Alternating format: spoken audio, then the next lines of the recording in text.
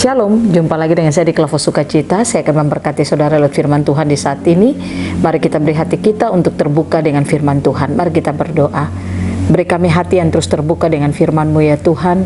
Karena kami percaya firman-Mu bukan makanan akal kami, tapi makanan roh kami. Dengan roh yang terus berkobar-kobar untuk mendengarkan firman, Engkau akan berikan kami pengertian dan pengetahuan akan firman-Mu. Berbicara hal bagi kami, dalam nama Yesus kami berdoa. Amin. Bagian firman Tuhan kitab Imamat 25 ayatnya yang ke-25 dikatakan demikian.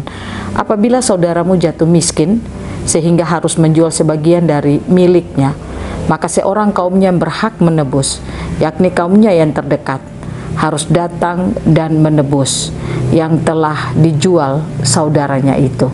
Demikian jauh bacaan firman Tuhan. Pencinta Kelompok yang diberkati oleh Tuhan, ketika saudara dan saya membaca ayat ini, tentu saja kita akan diberikan pengertian bahwa ini berbicara soal tanah yang dijual oleh si pemilik tanah karena dia mengalami kemiskinan. Dikatakan ketika tanah itu dijual, maka tanah itu harus ditebus kembali. Ditebus dengan cara apa?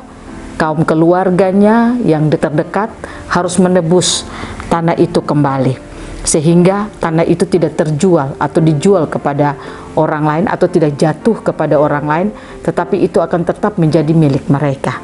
Saya percaya ini tidak berbicara kepada kita soal tanah secara fisik, sekalipun kita membaca di sini berbicara tanah secara fisik, tapi saya percaya ada maksud Tuhan lewat gambaran tanah yang dikatakan lewat firman Tuhan saat ini. Karena saudara, kalau berbicara soal tanah secara fisik, pasti ayat ini berlaku untuk mereka yang memiliki tanah. Terus bagaimana dengan mereka yang tidak memiliki tanah? Nah, oleh karena itu saya percaya ada maksud Tuhan lewat gambaran tanah yang ditebus dan yang harus tetap kembali menjadi pemiliknya. Nah, kita belajar lewat bagian kebenaran firman Tuhan. Saya percaya ini berbicara tentang kehidupan Yesus Kristus yang datang kepada umat manusia dan memberikan penebusan kepada umat manusia. Dikatakan tanah ini adalah gambaran dari kehidupan bumi yang diberikan kepada manusia. Bumi yang jatuh diberikan kepada iblis lewat kehidupan Adam dan Hawa, maka dikatakan bumi itu harus ditebus kembali, harus diambil kembali. Itu menjadi hak milik dari umat manusia. Nah, oleh karena itu kita bersyukur lewat kehidupan Yesus Kristus, penebusan itu telah Dia lakukan, dan penebusan itu membuat tanah itu kembali kepada kita. Artinya kita memiliki hak atas bumi yang diberikan bagi manusia. Nah, oleh karena itu kalau bumi ini diberikan kepada manusia dan kita semua yang percaya kita ada di dalamnya dan penebusan itu dikembalikan kepada kita, mari kita belajar untuk menghargai akan karya Tuhan lewat kehidupan kita dari hari ke hari. Tempat di mana kita tinggal, mari kita hidup merepresentasikan Tuhan melalui seluruh kehidupan kita. Ketika kita bekerja, ketika kita menjalani hari-hari hidup kita, mungkin kita berbisnis, kita berumah tangga, atau kita menjalankan aktivitas kita apa saja, pastikan kita ada di dalam untuk merepresentasikan Tuhan. Kita menyatakan akan syukur kita atas penebusan yang telah dilakukan bagi kehidupan saudara dan saya. Saya percaya kalau kita memahami hal ini dan kita mau hidup sebagai orang-orang yang bersyukur karena telah mengalami penebusan dari Yesus Kristus, maka perjalanan kehidupan kita akan menyenangkan hati Tuhan.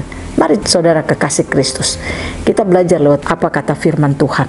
Tuhan tidak ingin untuk tanah itu yang Dia berikan kepada manusia itu harus menjadi milik orang lain.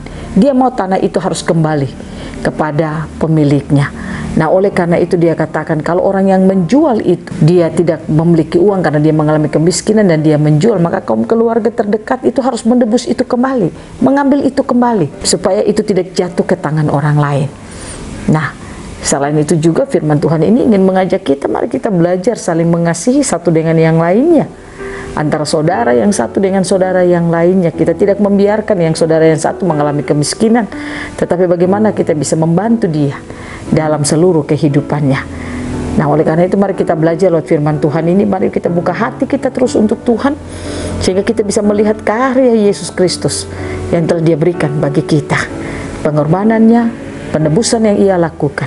Mari kita hidup sebagai orang-orang yang ditebus. Biarlah Tuhan Yesus menolong kita lewat Roh-Nya yang kudus, memampukan setiap kita untuk bagaimana saudara dan saya hidup di bumi ini kita hidup sebagai orang-orang yang sudah menerima karya penebusan itu. Tuhan Yesus memberkati kita selalu. Amin. Mari kita berdoa. Terima kasih Bapa. Kami bersyukur firman-Mu menyatakan bagi kami adalah orang-orang yang sudah mengalami penebusan. Bawalah kami untuk hidup sebagai orang-orang yang telah mengalami penebusan dalam hidup kami. Sehingga kami tidak hidup untuk diri kami sendiri, tapi kami hidup melakukan segala sesuatu hanya untuk menyenangkan hati Tuhan. Bagaimana kami hidup dengan sesama kami, bahkan kami menghargai apa yang telah Kau kerjakan bagi kami. Inilah doa dan syukur kami, dalam nama Yesus kami berdoa. Amin. Shalom, Tuhan berkati kita semua.